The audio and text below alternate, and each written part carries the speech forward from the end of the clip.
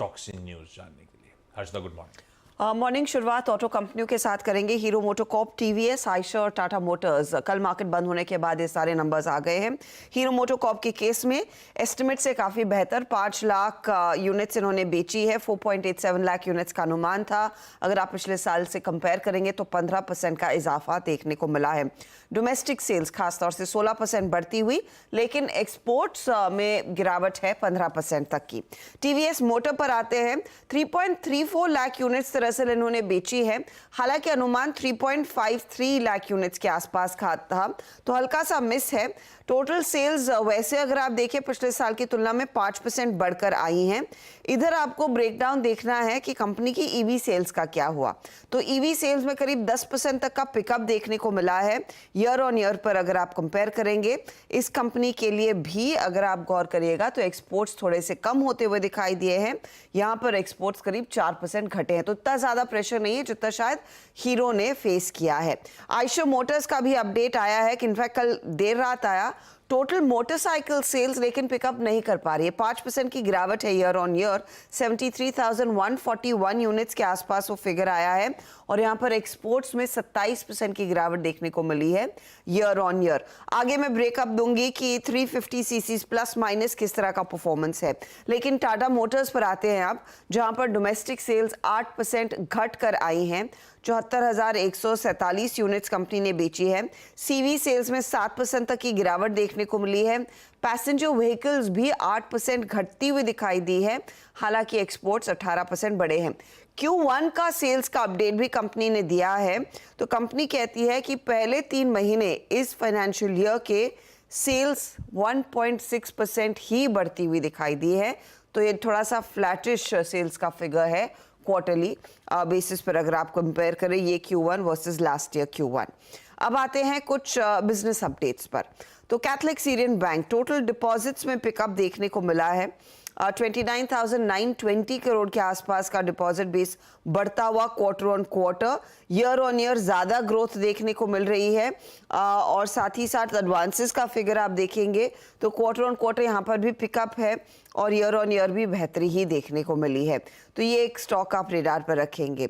अच्छा, एनएमडीसी आज फोकस में रहेगा। एनएमडीसी ने के लिए 2 अपडेट्स है। एक तो बिजनेस अपडेट आया जून के महीने का, दूसरा आयरन ओर की कीमतों में इन्होंने कुछ बदलाव किया है। आयरन ओर के लंप के जो प्राइसेस है 5,950 रुपए प्रति टन पर स्थिर हैं पर आए हैं, यानी कि पिछले बारी से अगर आप कंपेयर करेंगे तो 500 रुपए की गिरावट इन्होंने की है, कटौती की है। फाइन्स की प्राइसेस में भी कुछ कटौती की है, करीब 500 रुपए तक की।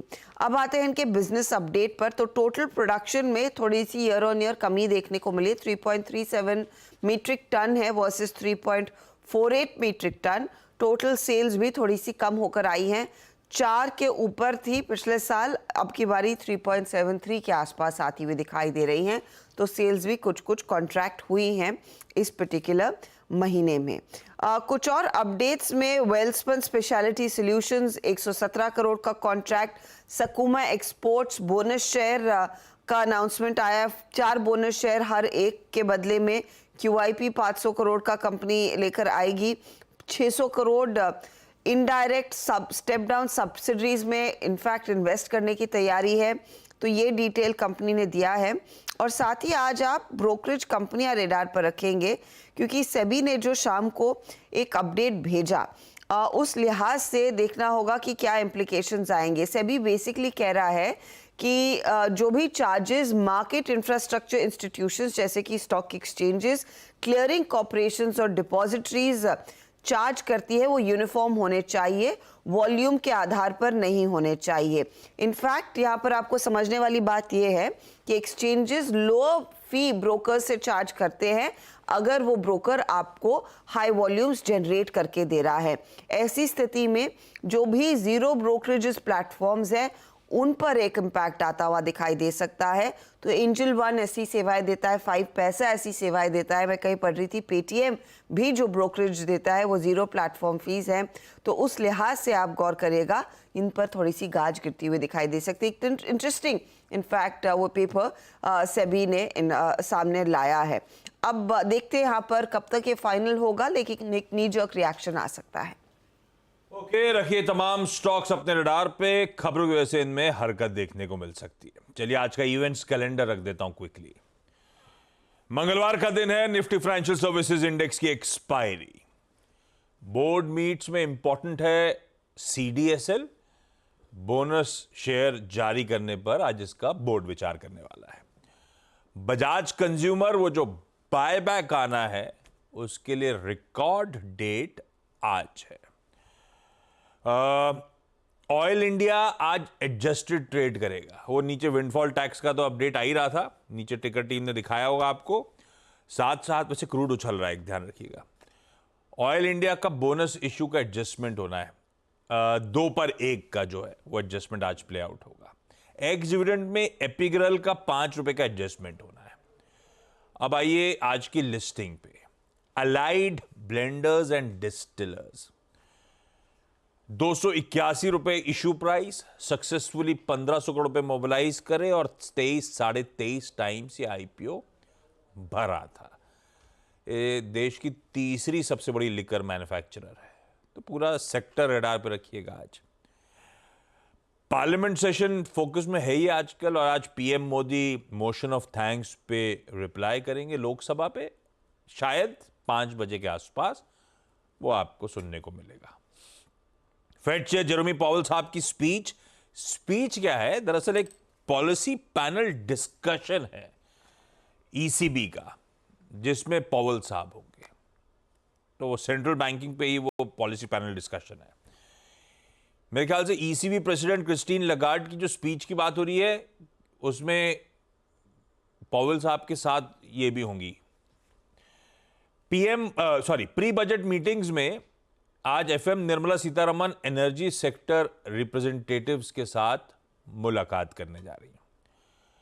यूरोजोन का इन्फ्लेशन प्रिंट आ जाएगा, सीपीआई जून महीने का। यूएस के कुछ इंपॉर्टेंट डेटा पॉइंट्स और भी आने अदर देन पॉवेल साहब की स्पीच। क्या क्या है? रेड बुक आनी है, जोल्ट्स का जॉब ओपनिंग आनी है, टोटल व्हीकल सेल्स वगैरह के नंबर्स आने हैं। तो कल अपन काफी सारी डोमेस्टिक ऑटो कंपनीज पे, ऑटो एंसिलरीज पे बातचीत कर रहे हो जब वो नंबर आएंगे तो। ओपेक का एनुअल स्टैटिस्टिकल बुलेटिन आज रिलीज होगा वियना ऑस्ट्रिया में। राहुल गांधी साहब पार्लियामेंट में नहीं होंगे क्या? होंगे ना? नहीं, क्योंकि यूपी के कोर्ट ने ऑर्डर कर रखा है पर्सनल अपीयरेंस डिफेमेशन केस में आज की। बेसिकली वो रिमार्क्स अमित शाह के अगेंस्ट में जो तो उसके चलते डिफेमेशन केस था।